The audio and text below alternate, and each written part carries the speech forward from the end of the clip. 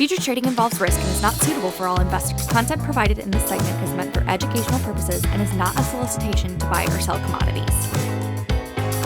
Hello and welcome to another edition of the Grain Feed brought to you by EverAg. This is your weekly news feed for all things grain and all things feed. Each week, we bring you updates on the markets with unique perspectives from an amazing team of analysts with the intention of helping dairy and livestock producers manage their risk. I'm your host, Jim Matthews, reporting from Chicago, and it is cold in Chicago. Jake, we were down in Arizona last week. We filmed on site at the UDA meeting down there in Tempe. It was so nice. You could step outside. There was sunshine.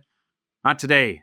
Not today. It is freezing in Chicago. But hey, it's a good segue to you, Jake, because joining me today, as always, from Kansas, Director of Feed Foundations, Mr. J. Kingsley, and returning to the Grain Feed from Platteville, as we all know, the Paris of Southwest Wisconsin, Grain and Feed Market Advisor, Mr. Brandon Weigel. Team, how are we today? Doing well. I'm doing all right. How are you? I warmed up a little bit. Got my little sweater on here. How are things up in Platteville, Brandon? Same. It's snowy and cold. We were 18 below yesterday morning, and now it's finally snowing. Yeah. Winter wonderland. The 18 below part is just not that great. Not fun. It's just not that great. Jake, you had some issues as well in Kansas over the past couple weeks weather-wise. How are we looking down in Wichita? Pretty chilly here, too. We are above freezing finally, but we were negative 10 yesterday at one point. And fun fact, this is the longest duration that we've had snow and or ice on the ground continuously since I was born in 1993. Wow, Jake. Wow. A whole lifespan. We haven't seen this much snow and ice on the ground. Yeah, 3 weeks almost that we've had coverage. Yeah. Well, we hope you make it. Your folks got through it okay. Don't want to really go down that path, if you know what I mean, but they managed to get through it. Maybe you'll do the same. I don't know. It's a family show, so we should probably get back to the markets here because, Paige, we're going to need you to kindly timestamp the broadcast. It's Wednesday afternoon again. When we're back here at the desk, we are recording on Wednesdays instead of what was Thursday morning. So markets have closed and are settled. Quick look at the grain and feed markets. We have March corn futures closed down. That's nice to say for our grain buyers. March corn futures closed down 5 3/4, down below 485 again. So we'll see if that is a trend through the rest of this shortened week or not. We have the March bean contract down 11 1/4 cents. That's at 10.56 on March beans. And we have March soybean meal, that stubborn little byproduct. It's back up again. It's been a strong 2 or 3 sessions here for March meal. It was up 480 to end the day at 315.80 per ton on bean meal, and a big pullback in bean oil today, down 135 at 44.42 on March bean oil. So there's been a lot going on in these grain and feed markets, which is why we need to bring in our grain and feed market advisor, Mr. Brandon Weigel. Brandon, what has been going on in these corn and meal markets? Yeah, we have definitely seen volatility return to the picture in a fairly big way. And I think as we kind of walk into 2025 here, there's just a lot of uncertainty revolving global geopolitical trade. What happens with tariffs? What does this tightening balance sheet look like on old crop corn as we move this needle forward? And all that uncertainty has caused a lot of risk premium to come back into our markets. It all kind of kicked off, 2 weeks ago when we had the January WASDE report. Everyone's kind of been digesting that news of, hey, the last 2 months, we've now walked this old crop corn balance sheet from 2 billion bushels back to 1.5. And in the course of that time, we have now seen managed money become a fairly aggressive buyer once again. And we've seen open interest continue to build in corn futures, which indicates further length coming into the market by managed money. To kind of put things into perspective, managed money, since their peak short position this summer, has net bought over 650,000 contracts of corn, right? We've seen the market move about $1 a bushel off the low during that time frame over the last 5 months. And to compare that to something, back in 2021, early 2022, they made a very similar sized move in their positioning where they bought back about 600,000 contracts from their short position to their net long. And we saw corn futures rally $4 a bushel. So the move has been much more muted from what we're hearing of commercial buyers, ethanol plants through the Midwest. There's been an influx of corn that is being sold. A lot of grain producers are taking this opportunity to move bushels. So as we kind of look at their positioning right now, we have to ask ourselves, how much gas is really left in the tank, especially given that they are 300,000 contracts long now and it's January. It wouldn't be unusual for them to hold a position of this size in that May-June timeframe. But this early in the year, you kind of have to question, how much do they really want to continue to add to this thing? For myself, personally speaking, it caught me off guard, right? And especially, I think what's fascinating about what you pointed out is the net swing in itself is just a massive move of over 600,000 contracts. Again, you pointed out that massive net short position they had back in July, August, a net swing of over 600,000. So we are at something close, a net long 300,000 plus at this stage. But yeah, it's that timing of this thing. And given the big picture of it all, like you said, yeah, when we walked the balance sheet back from 2 billion bushels down to, 1.5 and change for this current marketing year. And that's a tightening, but we didn't go from 1.5 to 1 or 1 to 0.5. I mean, it's still a fairly healthy balance sheet. There's a lot of questions out there in terms of, hey, did the export run-ups we've seen occur because of, what is now President Trump's administration that began, 2 days ago now. So there's a lot happening. But yeah, Brandon, the timing is very unique, especially given that we'll turn to South America here. We haven't seen total catastrophe in South America, right? That they're having some issues here and there. Can you talk about those for a minute? Yeah, definitely. So Brazilian harvest progress on the soybean side of things has been delayed relative to the last several years. I mean, they are on a slower pace than what was expected and than what is considered normal. And that's largely been because those northern regions that are ready to begin harvesting are more wet than what is ideal. They are expected to dry up a little bit where that harvest progress should be able to continue to catch back up the pace. And we know that things move very quickly down there. We saw it this fall with their planting pace. Once they have the right conditions, they can get a lot done in a very short period of time. So I don't think that's anything that we can be too concerned about yet, especially considering they are just within the first few weeks of harvest. If we look a little bit further south into Argentina, you've noticed that those crop condition ratings have started to deteriorate a little bit on dry weather over the course of the last week. Now, the drops that we've seen are not atypical for this time of the year, but it is something we need to keep an eye on if they start to continue seeing further deterioration of those crop condition scores, especially of corn, just given that global balance sheet is a bit tighter there on the corn side of things. And there's just less room there. There's less wiggle room for the corn balance sheet, both globally and domestically, to be able to absorb the blow of further bullish headlines. With soybeans, we've got global ending stocks that are larger than they've ever been. So there's wiggle room there to be able to absorb the impact of potential bullish news. Whereas with corn, you're kind of, walking on a knife's edge here.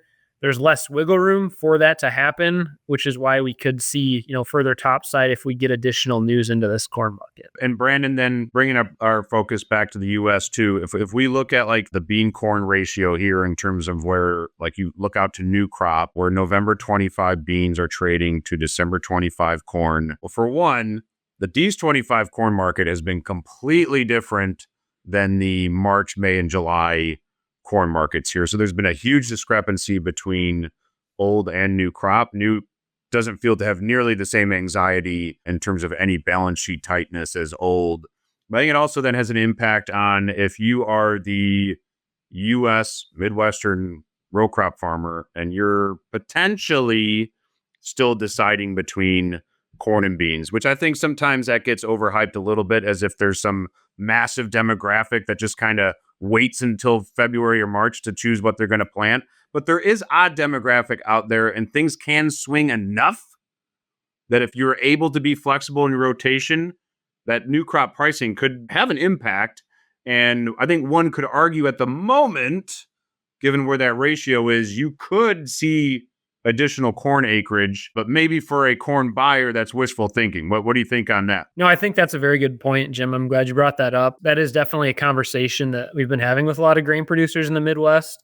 And I've had a lot of folks say, like, okay, even at these values, even with this recovery in beans, it is just still so much more profitable to grow corn this year. And if we look historically, when the corn to bean ratio favors corn as heavily as it does right now, we generally walk into the next growing season and add an additional, usually 3 to 5 million acres of corn over what we had in the year prior.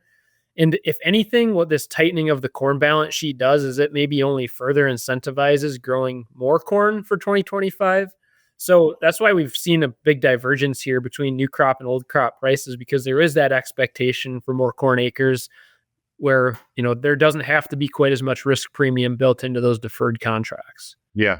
Okay. Excellent. Well, thank you, Brandon. We appreciate that. Jake, again, we're talking about feed buyers here. When you look at this futures rally, really corn obviously has just been a continued uptrend now, thanks to some of the surprises I think we've seen in the last couple WASDE reports starting in December, especially, but then January. Meal continues its swings of volatility lately. But in terms of that overall cash price that we pay for when buying feed, what's that basis element been doing on both sides of that market? We've had a little bit of movement, especially in this last couple of weeks here with futures doing what they've done. So if you start on the corn side, now the Midwest is seeing a much smaller scale move than what we're seeing at a lot of these rail destinations, but that should be expected here, as we've had most of the Midwest down at or near harvest low type of basis values since a couple months prior to harvest kicking off. But with this rally back into the high fours now on corn futures, we're seeing destination markets like Texas and California and Arizona and the PNW that have now come down somewhere between 30 and 50 or even 60 cents off of their kind of peak basis offers for this time period that they were putting out there 3 and 6 months ago. So we have seen that breakdown that we had been patiently waiting for, and even in some cases, a further break than we had been expecting. On the protein side, those values have been closer to what we would call normal and the target areas where we were willing to step in for longer. I think a lot of these rail destination markets kind of dipped down towards historically average values, especially on soybean meal, as harvest got going and we confirmed yields were there and really got these crush plants back up and running. Canola had dipped down to or below old normal values earlier on in the year when China and Canada kind of got into a little bit of a trade dispute of their own, and Canada started to have to wonder, where is this product going to go? And then, of course, the election happened and tariffs came back into this discussion pretty quickly. So over the last month or two, a lot of vendors have been reluctant to offer canola out past the spot market just because they weren't certain what tariffs were going to do and what logistics may look like as we get into the end of January and the start of this new administration. And so far, the understanding is that tariffs will be reassessed and nothing will change until at least February 1. There may be additional tariffs put in place, but this feels like a signal opportunity for diplomacy, discussion, whatever you want to call it.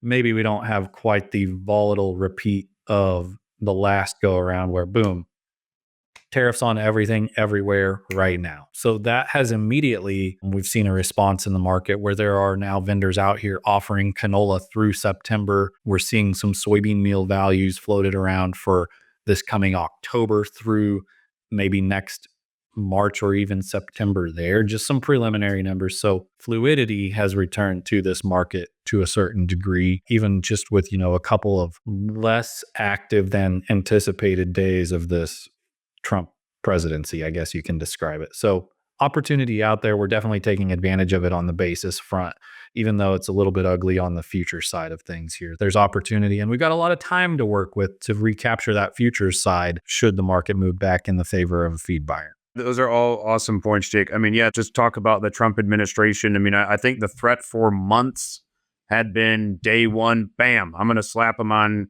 Canada, China, Mexico, right? Anyone that buys anything from us, we're getting after it. For whatever reason, sentiment shifted, really on day one, on Monday. And the feel that we're getting is, okay, maybe we do want to give this a couple weeks and then ramp tariffs up on February 1st. Maybe not. It's kind of hard to tell. I think the great debate, back to like Brandon's discussions on the balance sheet, will be all this export front running that we saw, Octave East of this year. I mean, we're going to start to see a story be told from the export sales reports that we get from the USDA and really find out if that buying window has closed. Maybe it already did, and we're just kind of digesting that now. Maybe it's still running, but I think it's going to tell a story and kind of see, hey, were people front running this thing ahead? We haven't really gotten that buy the rumor, sell the fact type of trade just yet. So we're still holding firm. But like you said, Jake, we've got some time. It's mid-late January. There's still a lot out there potentially shift this market, but this type of volatility, this type of movement always brings opportunity in one form or another. Right now, it happens to be on basis for those that are still open from a physical standpoint. And if you've already priced some of your physical here, Brandon, right, we're potentially, trying to capture some of that downside potential with some puts ownership, right, other types of strategies on taking advantage of what you've already booked, maybe on the corn side, and say, hey, a big rally like this gives me an opportunity to capture downside again if and when we do break this thing down. So certainly some opportunities for folks out there. Let's see if we can take advantage of it. Okay, gentlemen. Well, excellent work today. Thank you to you both. Brandon, thanks for rejoining the show. Great to have your insights for today. Stay warm up there, buddy. Thanks for having me. You too, Jimbo. You got it. We'd also like to thank the Evereg Insights crew for their support. Thank you to Paige for production magic. Thank you to the viewers for watching the Grain Feed. Contact information is on the screen. We greatly appreciate your feedback. That's all for today. We'll see you next time on the Grain Feed.